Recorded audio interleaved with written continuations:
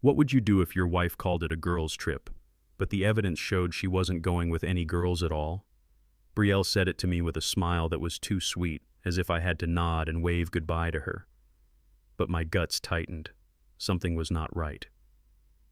15 minutes after she left the house, I opened our shared email and saw 2 tickets, 2 seats, her name, and Ethan Park. Not any girls at all, but a man who already had a wife. I didn't yell. I didn't beg. I stayed silent and hit send, screenshots to his wife, and a full report to the Human Resources Department. If you've ever been treated like a joke, then stay with me and keep listening. Because the moment she got on the plane, the real trip began. I'm Graham Calder, Plano, Texas, the kind of place where the lawns get watered on schedule and the biggest drama is whose trash cans are still at the curb. My life is simple on paper. Mortgage that hits every month like clockwork, a 2-car garage that's always half storage, and a work calendar that stays packed because someone has to keep the lights on. I'm not the guy chasing thrills. I'm the guy making sure the bills get paid. Lately, Brielle had been elsewhere. Not physically. She still came home, still kicked off her shoes by the door, but emotionally, it was like she'd started living a few inches outside her own body. Late night again, she'd say. New project. And I'd nod, because that's what adults do. They grind. They carry weight. Then she mentioned the cruise, and suddenly she was bright again, laughing, spinning around the kitchen like a woman who hadn't been tired in months. I told myself marriage is trust. That's the whole point. But that excitement, it didn't look like relief. It looked like escape. And her smile, God, her smile didn't reach her eyes. When I asked who she was going with, Brielle didn't hesitate, at least not with her words. Just the girls from work, she said, casual as breathing. A couple names I'd heard before, tossed out like they were obvious. Then she dropped the timing. Next week. Flights Monday. Cruise right after. Like it had all just fallen into her lap. Short notice wasn't her style. Brielle used to plan things the way accountants balance books. So I leaned on the counter, kept my voice light, and asked for the details the way a husband should be able to. Which airline? Which port? Who's sharing a cabin with who? She answered, but not straight. The kind of answers that sound complete until you replay them and realize they don't actually land anywhere. Her eyes wandered while she talked. She kept sipping her wine like it could smooth out the edges of the lie. Still, I heard myself say the supportive lines. You've been stressed. You deserve a break. Because part of being a man is not making everything about you. She crossed the kitchen fast and wrapped her arms around me, warm and familiar. You're the best husband, she whispered. And I believed her. Because I wanted to. The first real crack showed up over breakfast. I was buttering toast, half listening to the weather, when Brielle's phone buzzed on the counter. It wasn't loud, just that quick little vibration that usually means nothing. But she reacted like it was a siren. Her shoulders tightened, her eyes snapped to the screen, and before I could even look up, she flipped the phone face down, fast, automatic, like her hand moved on instinct instead of choice. I'd seen people do that when they're hiding something, or when they're excited in a way they don't want witnessed. Work? I asked, keeping it easy, like I was asking if we needed more coffee. She laughed too quickly. Yeah, just campaign stuff. You know how it is. Smooth, clean, the kind of answer you give when you've already rehearsed it in your head. But her body didn't match her words. Her pulse was in her throat. Her fingers stayed curled around the phone like she was afraid it might betray her. That was the moment the first red flag went in. And once it's there, you can't unsee it. After that, the phone never left her. Not for a second. Brielle used to be casual about it. Leave it on the kitchen island while she showered, hand it to me at red lights and say, "Can you text my mom back?" Like there was nothing in there I wasn't allowed to see. That's what trust looks like in real life. Small, normal, unspoken. Now the screen stayed turned away from me like I was a stranger at a bar. She carried it to the bathroom. She set it face down at dinner. And when we sat on the couch at night, Netflix playing, she'd angle her body just enough to hide her thumbs moving under a blanket or beneath the coffee table. "Everything okay?" I asked once. Quiet, not accusing. "Just coordinating trip details," she said, eyes still on the screen. Not looking up, not meeting me where I lived. That's the thing about a pattern shift. You don't notice it all at once. You notice it because your home starts to feel unfamiliar, like someone rearranged the furniture in the dark. And then, on Thursday, she walked in with shopping bags and that same too-sweet smile. Those shopping bags hit the floor with a kind of confidence I hadn't seen in her in months. Brielle wasn't a spender. She was the wait-for-a-sale woman, the we-already-have-one-at-home woman. So when she came in from the mall with 3 glossy bags and that secret little smile, my stomach tightened before my brain caught up. "What did you get?" I asked, keeping my voice light. "Just a few things for the cruise," she said, hugging the bags close like they were private property. "My swimsuits are old." I nodded. I even smiled. But later, when she thought I was in the garage, I saw it. Bright red, barely there, folded like a confession. Not a practical swimsuit, not a girls' trip swimsuit. It was the kind of thing you wear when you want someone's eyes to stay on you.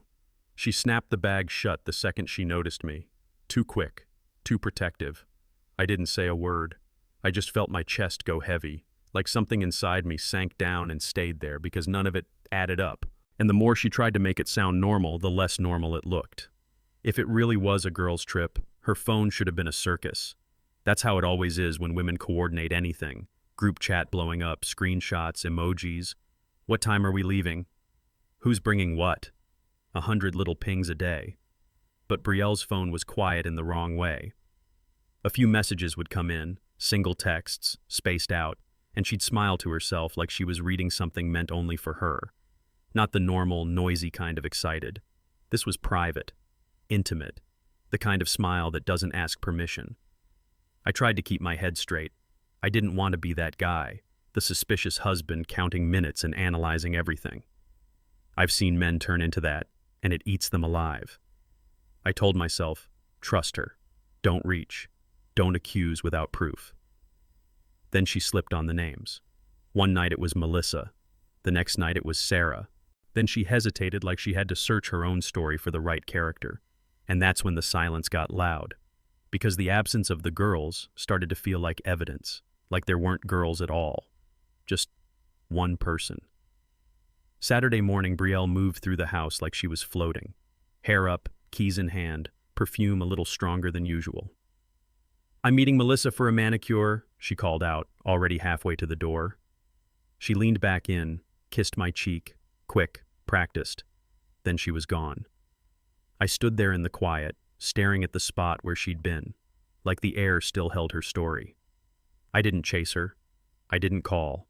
I didn't do anything dramatic. I just waited. 15 minutes. Not because I needed time to plan some big move, because I needed my hands to stop shaking. Because I wanted to be sure this wasn't paranoia. I wanted to be sure I wasn't about to become the kind of man who ruins his own life with suspicion. Then I opened my laptop. Opened. Our shared Google account loaded like it always did. Calm, ordinary, familiar. I went to the search bar and typed one word. Cruise. Then booking. Then confirmation. My fingers trembled, but my mind went sharp, clean, awake. Because I knew whatever showed up next could either save my sanity or break my heart for good. My fingers trembled, but my mind went sharp, clean, awake. Because I knew whatever showed up next could either save my sanity or break my heart for good. The first email hit the screen like a flash of white light. Royal Caribbean. Confirmation. Bright logo. Cheerful fonts. Everything designed to make you feel happy spending money you worked hard for. I clicked it. Departure date. Return date. Cabin details. It all looked normal. Until it didn't. My eyes moved down the page the way they do when you're searching for the one line that matters. And there it was. Passengers. The first name was Brielle Calder. I didn't flinch at that. Of course it was. Then I read the second name and my throat tightened like someone had grabbed it from the inside. Ethan Park. Not Melissa. Not Sarah. Not the girls. A man I'd met once in passing at her company holiday party. The quiet IT guy with the polite handshake and the wedding ring. The guy whose wife, Megan, had smiled at me like we were all on the same side of life. 2 tickets, 2 seats, 2 people. My blood went cold, but it wasn't panic. It was clarity. The kind that shows up when the last excuse dies. And the worst part? The email didn't feel like a discovery. It felt like confirmation of something my gut had been trying to tell me all week. Ethan Park. The name didn't just sit on the screen, it echoed. I'd met him once, maybe twice, the way you meet coworkers, spouses, and random office people at those stiff holiday parties. Quiet guy, clean haircut, polite handshake. The kind of man you don't notice because he's designed not to be noticed. And I remembered the ring. I remembered his wife, Megan, warm smile, small talk about work and kids, like life was normal and safe. I remember thinking, good for him. He's got a family. I scrolled back up, then down again, like my eyes might have misread the line. They didn't. My finger hovered over the details, and that's when I saw it. The booking date. 6 weeks ago. 6 weeks. That spontaneous deal Brielle sold me in my own kitchen was a performance, a script, a lie with lipstick on it. She'd been living 2 lives while I was living the same one. Work, home, bills, trust. It hit me like a gut punch, deep and ugly. Not the kind that makes you shout. The kind that makes you go quiet because your body understands before your mouth can. 6 weeks of deceit, wrapped in a smile. That's when the countdown stopped being abstract. She didn't lie once. She lied every day. For 42 straight days. I didn't close the email. I kept digging, the way you keep pressing a bruise just to confirm it hurts. One confirmation led to another. Flight details, seat assignments, boarding times. 2 seats together, side by side. Not meeting up later, not running into each other. Planned, coordinated, intimate. Then the hotel. The night before the cruise. 1 room, 2 guests. No separate reservations. No second room for the girls. Just 1 bed implied in a few neat lines of text. That's when doubt died completely. Doubt is a luxury you only get when the truth is still blurry. This wasn't blurry. It was printed, time-stamped, paid for. I sat back in my kitchen chair and listened to the house. The refrigerator hummed. The AC kicked on. Somewhere outside, a lawn sprinkler clicked like nothing in the world was wrong. Plano kept being Plano. And I just sat there, staring at my screen, thinking about the mortgage draft that hit every month, the life I'd been building, the man I'd been trying to be. Because the house was quiet, but I wasn't. I was paying for a betrayal in monthly installments. That was when I realized this wasn't the worst part. It was just the first thing I could prove. After the bookings, I told myself to stop. Any sane man would have stopped. But sanity doesn't live where betrayal lives. So I clicked into Google Photos, the shared sync we'd set up years ago for convenience. Family pictures, receipts, screenshots, the kind of digital junk you never think about until it turns into evidence. And there they were, screenshots of texts Brielle didn't want to lose, little trophies saved for later. I scrolled and felt my stomach tighten again, not from shock this time, but from disgust. They weren't just flirting, they were laughing at me. He's clueless. Too nice. Just tell him it's a girl's trip. He'll buy it. Too nice. Like being decent is a weakness. Like keeping your word is something dumb men do. I stared at my own name on that screen and it felt like watching someone spit on my shoes. Slow, deliberate, and smug. My hands went still. My face stayed dry. No tears. Not because it didn't hurt, but because something colder took over. That's when it hit me. They didn't only betray me. They didn't even respect me enough to feel guilty. That's when pain stopped being the problem. Respect was. And once a man realizes he's being treated like a joke, something inside him locks. The screenshots went back 3 months. 3 months of stolen lunches, late nights, and little inside jokes that made my marriage feel like a prop in their private show. Every swipe down was another reminder that while I was thinking about retirement accounts and weekend errands, they were thinking about hotel rooms and how to keep me quiet. One message stuck to my brain like gum on a boot. Soon we won't have to sneak around. Soon. Like I was a temporary inconvenience. Like my vows were a waiting room they planned to walk out of when they got bored. They talked about a future.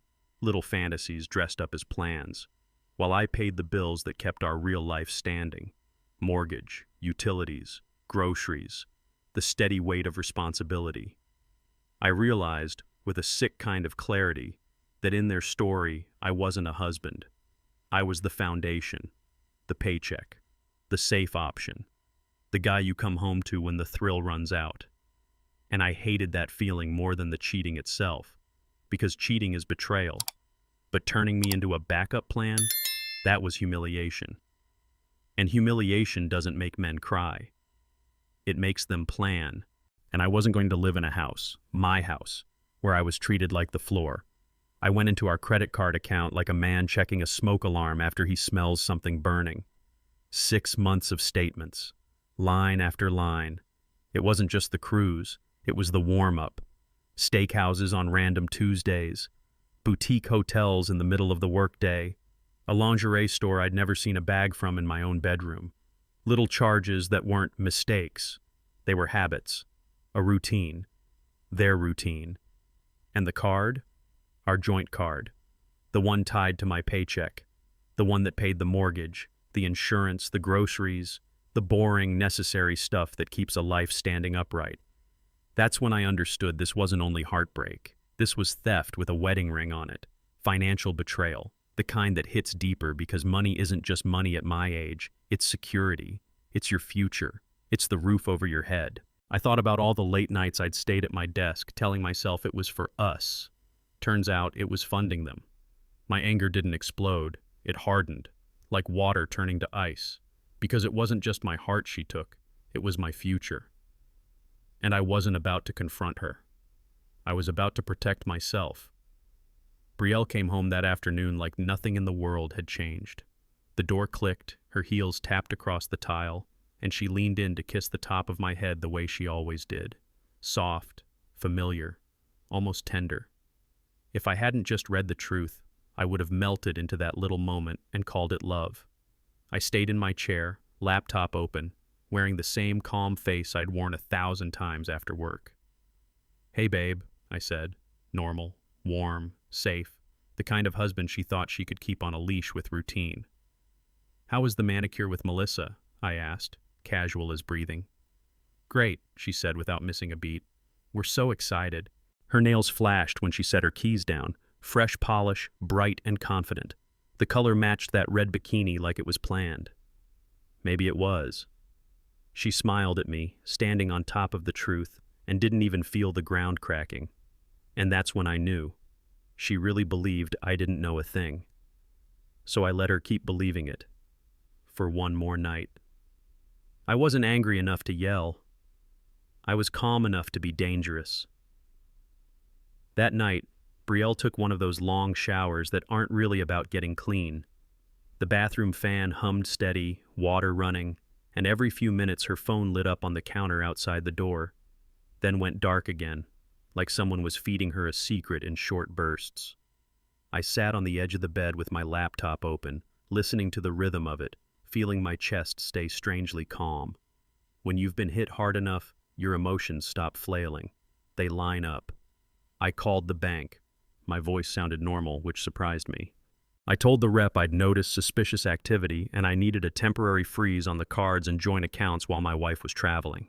No drama, just protection. A man locking the doors before he goes to sleep.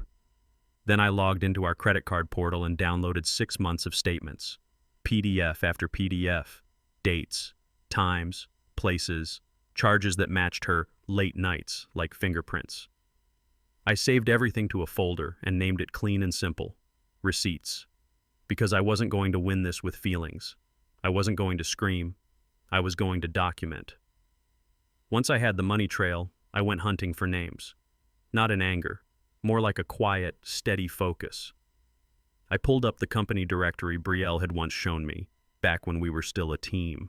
That's how I found Megan Park's email. Simple, professional, the kind of address that belongs to a real life with real responsibilities.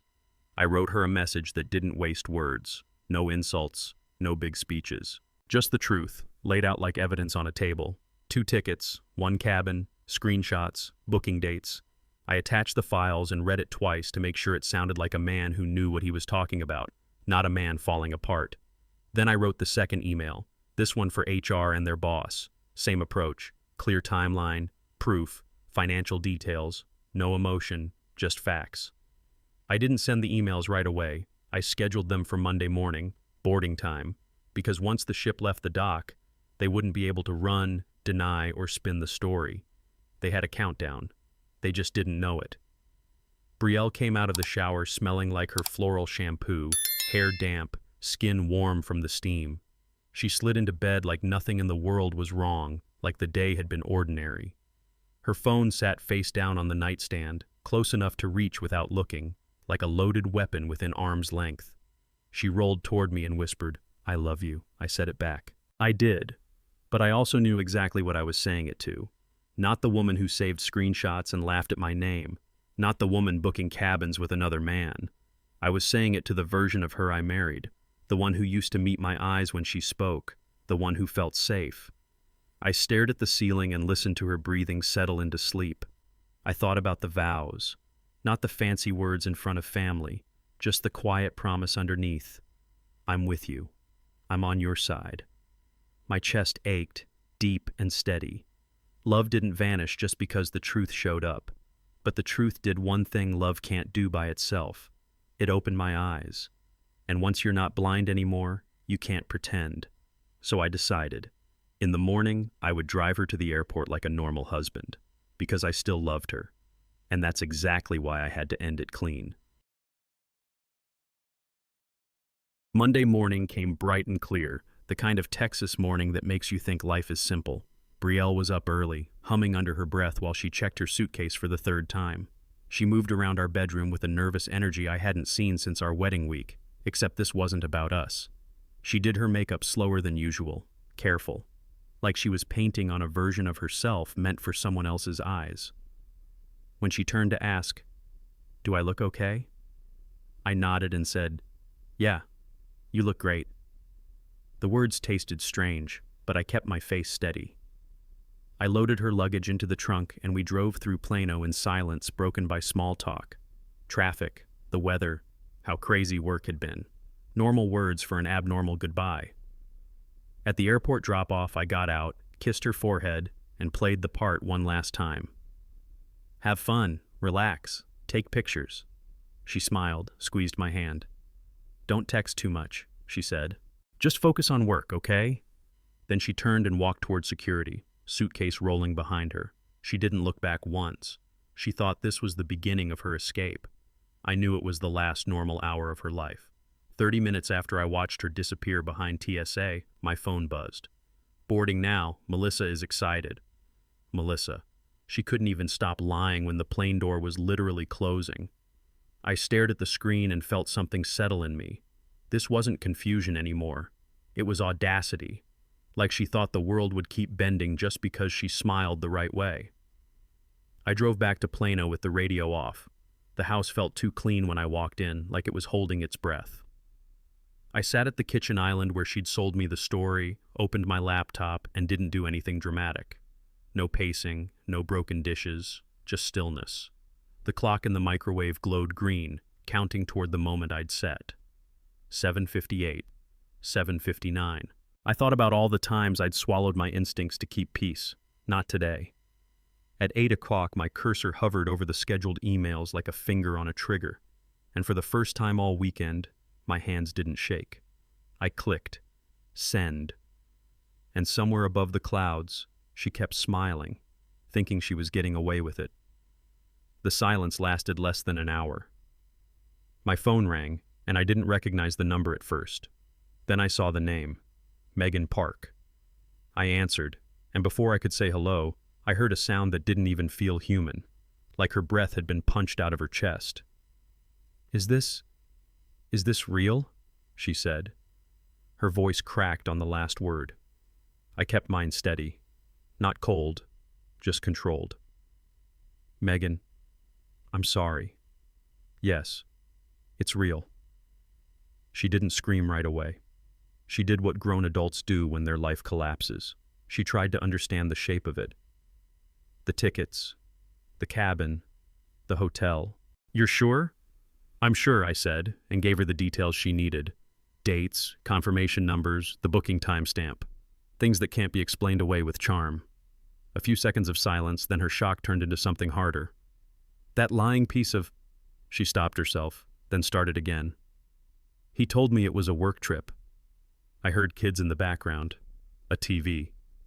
Normal life continuing while her world burned. "I'm calling a lawyer today," she said. "I'm changing the locks. And I'm calling my sister to pick up the kids, because when he comes back, he's not walking into my house like nothing happened." That's when it hit me. This wasn't just my marriage breaking. Another family was falling at the exact same time. HR replied at 10:15 a.m. sharp, one of those clean, sterile messages that reads like it was written by a machine, but still carries weight like a judge's stamp. "Receipt acknowledged. An investigation will be initiated immediately. No drama, no opinions. Just a process starting to move." I read it twice, then saved it in the same folder as everything else. Screenshots, booking confirmations, statements, voicemails. I backed it up to a drive and emailed it to myself from a separate account like I was building a case file, not a heartbreak story. Because once HR is involved, it stops being personal. It becomes policy, records, consequences. I pictured them on the ship, Brielle on a balcony somewhere, Ethan beside her, both of them still thinking they were clever, still thinking they were ahead of everyone. Meanwhile, back home, the gears were turning without them. My phone stayed quiet after Megan's call. Quiet in that eerie way, like the air right before a storm actually hits. And for the first time, I didn't feel the need to do anything. I just sat there and remembered a line that fit too well. Let the truth do the heavy lifting. Because now, it was. By the time the ship docked, both of their lives were already over. They just hadn't received the notification yet. That afternoon, my phone lit up with Brielle's name like nothing had changed. "Hey," she said, bright and breathless. "We made it. Miami is gorgeous. The ship is insane. Like you wouldn't believe it." Her voice had that vacation glow in it, the kind you get when you've already decided you deserve something and you're done asking permission. In the background, I could hear the ocean, wind, distant chatter, the faint echo of a horn. It sounded free. It sounded expensive. It sounded like she was calling from a different life. "And Melissa?" I asked, keeping my tone soft, almost lazy.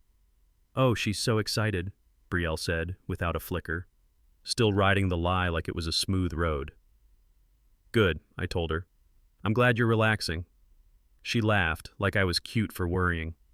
"Don't check in too much, okay? Just focus on work. I want you to have a calm week, too." Work, of course.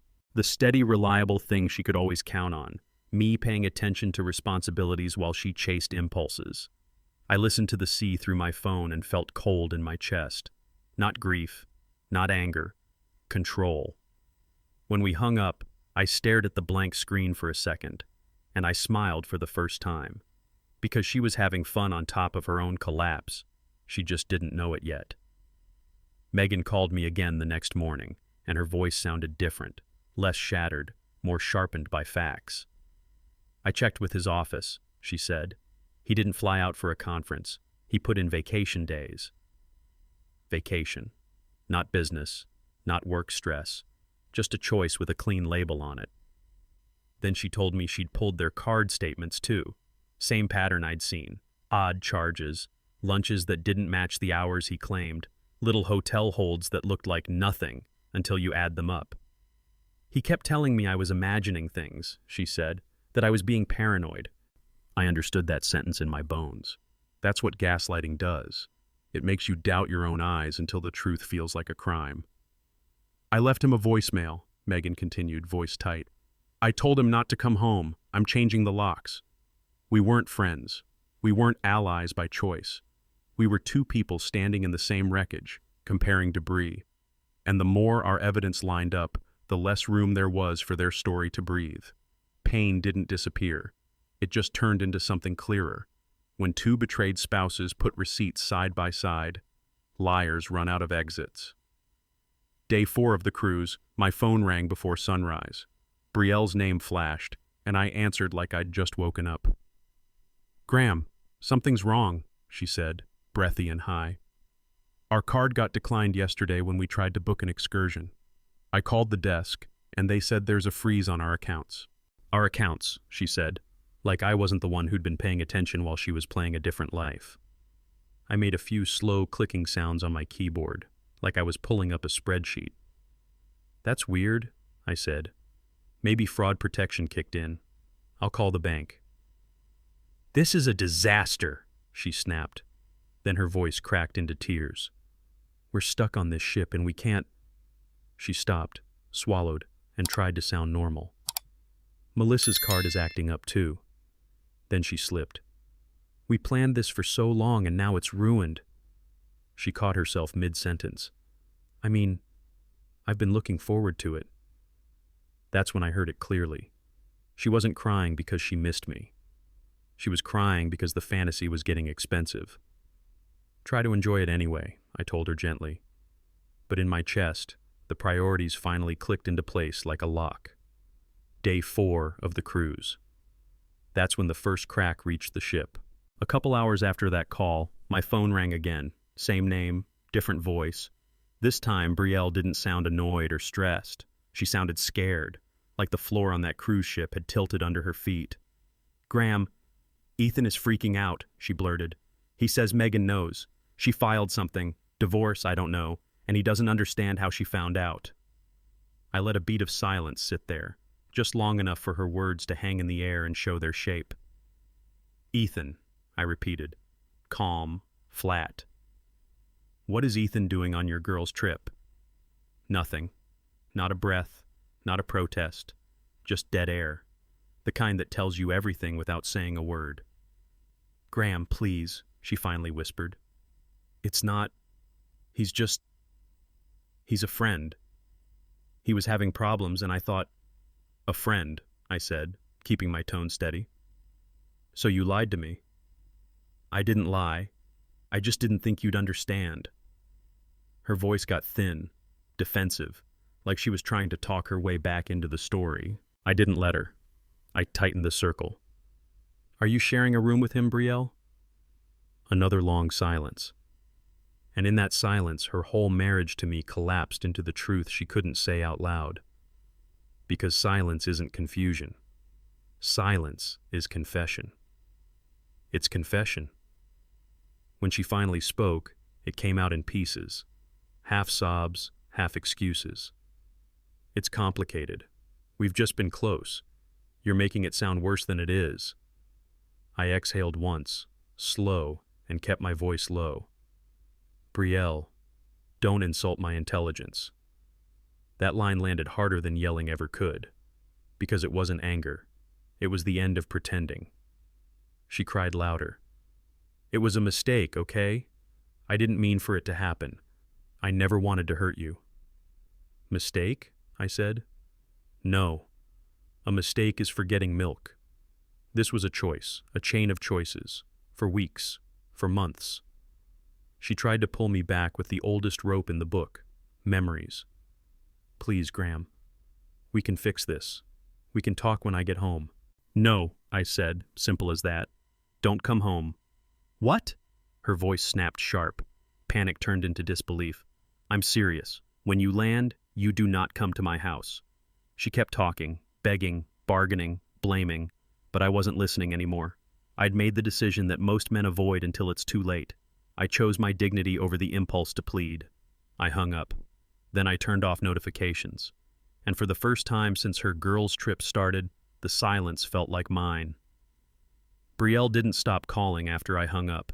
She called like the phone could undo what she'd done, again and again, back to back, until the vibration felt like an insect trapped under glass. I watched it light up on the counter while the house stayed quiet around me. Her voicemails came in stages like clockwork. First denial, thin, shaky. You're misunderstanding. Then anger, sharp, offended. You're being unfair. You're paranoid. Then bargaining, soft again, syrupy. Please, Graham, just let me explain. Don't throw away our marriage. I didn't respond. I saved every voicemail, every missed call, every timestamp. Not because I enjoyed it, because I learned the hard way that liars rewrite history fast. Evidence doesn't. That afternoon, I walked through the house like I was seeing it for the first time. Our photos on the wall, the couch we picked out together, the front door, solid, familiar, suddenly important. I called a locksmith and scheduled a rekey. Not dramatic, practical. My attorney confirmed the filing timeline. Papers ready. Tuesday on the calendar. It felt like building a fence around my life, board by board. I wasn't arguing anymore. I was locking the door. Friday afternoon, a new voicemail popped up. Not Brielle. "Hey, Graham, it's Ethan. Ethan Park." His voice had that fake calm men use when they want to sound reasonable while doing something unreasonable. "Listen, man," he started like we were buddies, like he hadn't been sharing a cabin with my wife. "I think there's been a misunderstanding," he said. "Brielle's really upset. You guys should talk this through. Nothing happened the way you think it did." Nothing happened. Right. 2 tickets, 1 room, months of screenshots, and I'm supposed to believe it's all a clerical error. The audacity wasn't even loud. That's what made it so ugly. He spoke like I owed him patience, like the truth was an inconvenience, like my marriage was a conversation he could steer with the right tone. I didn't call him back. I forwarded the voicemail to my lawyer and saved it with the rest. Because men like Ethan always pivot. First it's misunderstanding. Then it was mutual. Then it's, you pushed her away. They change the story. But the receipts don't move. And the part that stuck with me most was that first word out of his mouth. Man. Like he was allowed to claim respect from me while taking my wife. 2 days after Ethan left that voicemail, HR called me back. Not with opinions, just outcomes. Brielle and Ethan had been placed on administrative leave pending investigation. That phrase sounds polite, but it lands like a hammer. In one email, their little getaway stopped being a private sin and turned into a workplace problem with paper trails and policy behind it. Then the digging started. Expense reports, timesheets, building access logs, the kind of boring corporate stuff nobody cares about, until it's the thing that proves you were lying. Megan texted me updates in short, clipped sentences. She'd changed her locks, filed for a temporary order, arranged for her sister to get the kids when Ethan came back. Not dramatic, just survival. A mother making sure her home stayed hers. I listened to all of it and felt something I didn't expect. Not joy, not revenge, just relief. Because when the truth goes public, it stops living in your chest alone. An affair can hide in shadows. A scandal can't. And for the first time, it felt like justice was actually moving. The night before the cruise docked, Brielle called again. Her voice was softer than before, careful, like she was trying on a new mask. "Graham, can we talk when I get home? Like adults. Please, just let me come back to the house and we'll figure it out." I didn't raise my voice. I didn't insult her. I just started listing the choices she kept calling a mistake. "You lied to my face about a girls' trip. You booked a cabin with Ethan. You put it on our joint card. You saved screenshots and laughed at me. You planned it for 6 weeks and called it spontaneous." She tried to shrink it down. "We didn't even do anything. You're making it sound—" "No," I said. "You betrayed this marriage emotionally, financially, and by planning. You don't get points for getting caught early." Her breathing hitched. "Where am I supposed to go?" "Not here," I told her. "If you show up at my door, you're trespassing. I will call the police." That was the moment she finally understood what she thought was guaranteed. My home, my patience, my forgiveness was gone. The taxi rolled up just after lunch, tires crunching on the gravel edge of my driveway like it had every right to be there. I watched from behind the blinds, not because I was scared, because I wanted to see the truth land on their faces in real time. Brielle got out first. She looked sun-tired, hair pulled back, suitcase dragging behind her. Ethan stepped out slower, hanging back near the curb like he'd rather be invisible. Like if he stayed far enough from my door, he could pretend he wasn't part of this. Brielle walked straight up to the porch and tried her key. Once. Twice. Her hand stiffened. She tried again harder, like force could turn a lie back into a home. When it still wouldn't open, she knocked, then pounded with the flat of her palm. "Graham, I know you're in there." Ethan kept his eyes down, shifting his weight, scanning the street like a man looking for an exit. I opened the door with the chain still latched, just enough space to see her face, just enough to keep my boundary physical. Brielle's eyes filled fast, panic dressed as hope. "Please," she whispered. I didn't move. I didn't blink. "This isn't your home anymore," I said. Ethan finally stepped forward, trying to borrow authority from his posture. He put on that calm, reasonable tone like he was walking into a meeting, not the wreckage he helped make.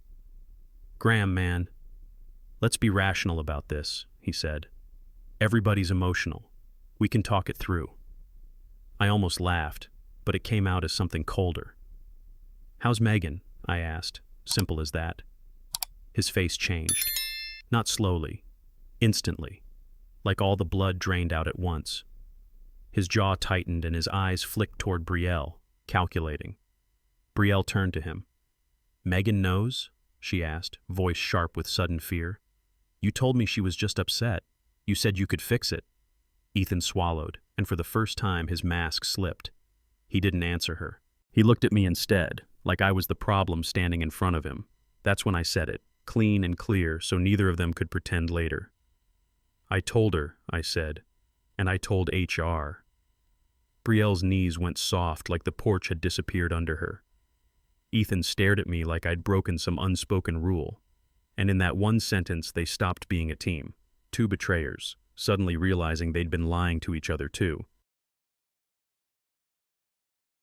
Brielle's face crumpled like she'd been holding it together with sheer will. "Where am I supposed to go?" she choked out, voice thin and raw. She looked past me into the house, our house, like if she could just see the couch, the pictures, the life we built, it would soften me. I didn't. I couldn't. "Try Ethan's place," I said, and let the pause do the work. "Oh, wait."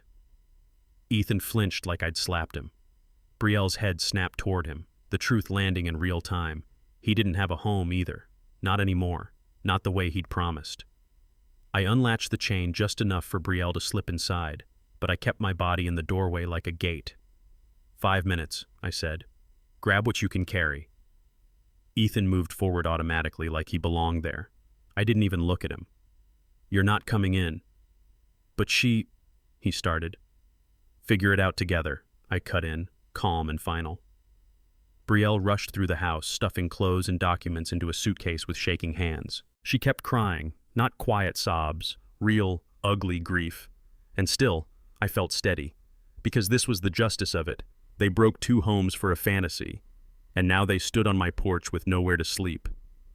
A few weeks passed and the storm didn't calm down. It changed shape. My attorney called first. "There's more," he said, and I could hear it in his tone. This wasn't just divorce paperwork anymore. This was fallout. Brielle's company had started pulling building access logs, badge swipes, camera timestamps, timesheets. The boring digital trail people forget exists until they try to lie through it. According to her reported overtime, she'd been in the office late multiple nights a week for months, but the logs didn't match. Security footage showed her leaving at normal hours on the very nights she claimed she was grinding for that big project. The company compared it to the payroll. Then they compared it to expense reports. And suddenly the story wasn't just about an affair, it was about money, fraud, theft by deception. When I heard that, I didn't feel satisfied. I didn't cheer. I just sat at my kitchen island and stared at the wood grain like it might spell out how my life got here. Because cheating is betrayal, you can explain in ugly human terms. But when betrayal turns into a crime, it means they weren't just reckless. They were willing to steal a future to protect a lie. The investigation didn't stop at payroll. Once HR pulled on the thread, the whole sweater came apart. Someone in IT, someone who actually knew what to look for, noticed gaps in the building footage. Missing windows, corrupted files, days where the camera should have been boring and continuous, but suddenly had holes like somebody took scissors to reality. And that's when Ethan's job title stopped sounding harmless. He'd used his access to mess with the system, delete logs, wipe clips, cover tracks. Not office drama stuff, policy violations that can turn into criminal charges when you're tampering with records. The company's legal team got involved. Words like unauthorized access and evidence destruction started showing up in emails. Megan called me late that afternoon. Her voice was tired in a way I can't describe unless you've lived it. "He's arrested," she said. 2 words. That was it. And my spine went cold. I sat down hard at my kitchen island, staring at the same counter where Brielle had smiled and said, "Girls' trip." This wasn't just a marriage ending anymore. This was police reports and court dates. It had crossed a line you can't step back over. An affair had turned into a criminal case. Once the company had fraud on one side and tampering on the other, it moved fast. Brielle and Ethan were fired for cause, the kind of termination that follows you. No severance, no warm goodbye, no, we wish you the best. Just a locked badge and a silence that says, don't use us as a reference. Then came the part people don't think about when they're sneaking around, the bill. The company talked about civil action, restitution, recovering money tied to false overtime and questionable expenses. HR wasn't mad. HR was protecting the business. And when a business decides you're a liability, your reputation burns clean. I watched it all from a distance. Texts from my lawyer, updates from Megan, a few stray messages from mutual acquaintances who suddenly wanted to check in. I didn't feel proud. I felt relieved. Like the world had finally matched what I'd been carrying alone. Because at my age, status isn't about showing off. It's about standing on your name. And they'd traded theirs for a week of fantasy. Meanwhile, I put my energy where it belonged: sleep, work, my health, and the future I was still allowed to build. Once the house stopped vibrating with Brielle's calls and excuses, something in me finally unclenched. It wasn't happiness, not at first. It was space. I slept deeper, heavy, uninterrupted sleep like my body had been waiting for permission to rest. At work, I stopped double-checking my phone every 10 minutes. I hit deadlines faster. I ate real meals again instead of stress snacking at my desk. My family found out in pieces, the way bad news travels. One phone call, one, "Are you sitting down?" My sister came over with takeout and didn't ask 1,000 questions. My dad just said, "You did what you had to do," like he understood the kind of line a man has to draw to keep his spine intact. A couple friends who'd side-eyed me early on reached back out. "I'm sorry," one of them admitted. "I thought you were overreacting." I shook my head. I trusted her. That's who I am. I meant it. Trust isn't stupidity. It's character, until someone abuses it. And I made myself a quiet promise. I wasn't going to let bitterness remake me into someone I wouldn't respect. She could take my marriage. She wasn't getting my identity too. 6 weeks after the cruise, I got a call from a number I didn't recognize. I almost let it go to voicemail. Something made me pick up. "Graham," Brielle said, and the sound of her voice hit like a ghost. Smaller, rougher. "Please don't hang up. There's something you need to know." I told her 15 minutes. One coffee shop downtown, public, clean. When I walked in, I barely recognized her. Brielle looked like she'd been living on bad sleep and worse luck.